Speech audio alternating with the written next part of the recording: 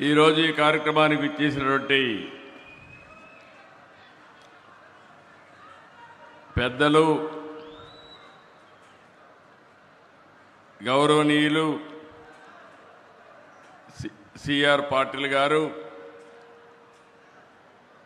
నేను చాలామంది మంత్రులు చూశాను, కానీ మొట్టమొదటిసారిగా కేంద్రంలో ప్రభుత్వాల్ని కలపడమే కాకుండా తద్వారా నదులని కలిపే ఏకైక మంత్రి సిఆర్ పాటిల్ అని చెప్పి కూడా నేను మీకు తెలియజేస్తున్నా.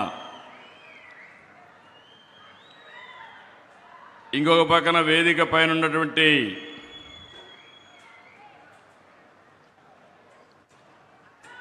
గౌరవ కర్ణాటక ముఖ్యమంత్రి గౌరవనీయులు శివకుమార్ గారు,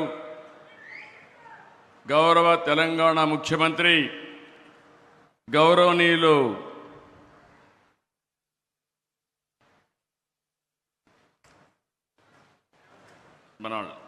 గౌరవనీయులు రేవంత్ రెడ్డి గారు, ఇది కొంచెం సెట్ చేసి మనం రాజమౌళి,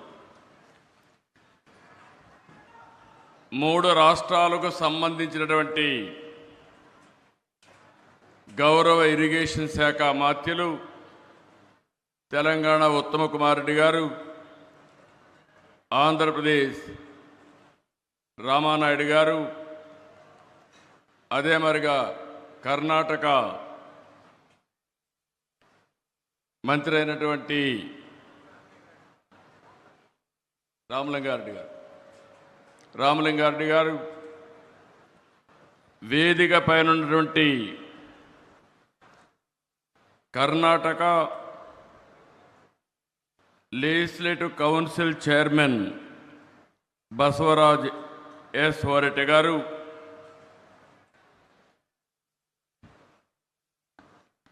కేంద్ర ఇరిగేషన్ శాఖ సెక్రటరీ కాంతారావు గారు,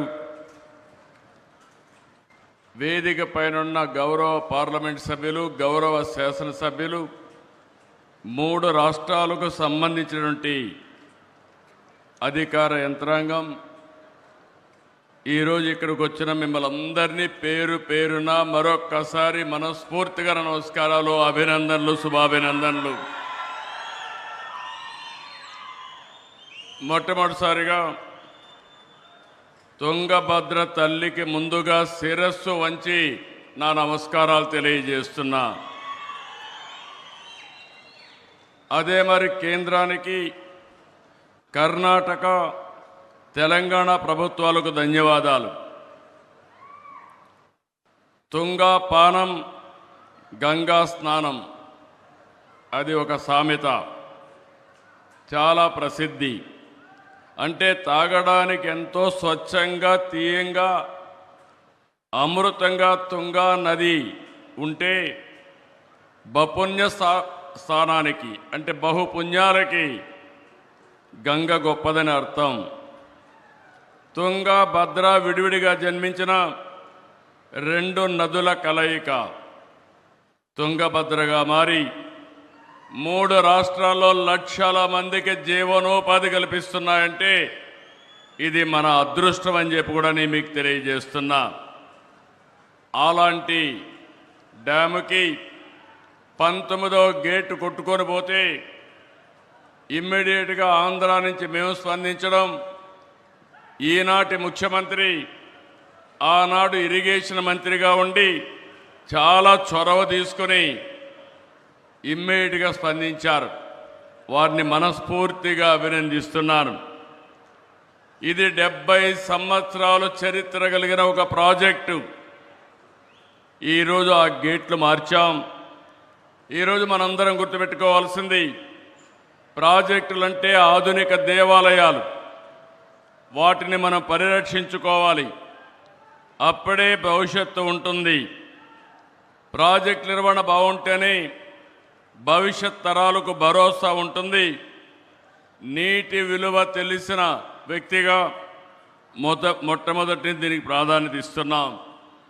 కర్ణాటకతో కలిసి 50 కోట్ల రూపాయల అంచనాతో పనులు ప్రారంభించాం. 42 కోట్లు ఖర్చు పెట్టాం.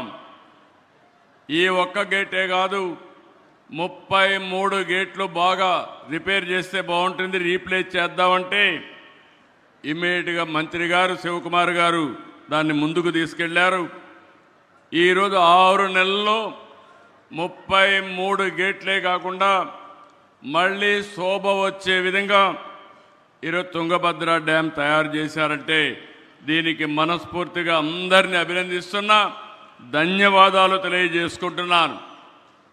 నాకు ఈరోజు ఒక సంఘటన జ్ఞాపకం వస్తూ ఉంది. 1983లో ఆ రోజు మే నెలలో 4 ముఖ్యమంత్రి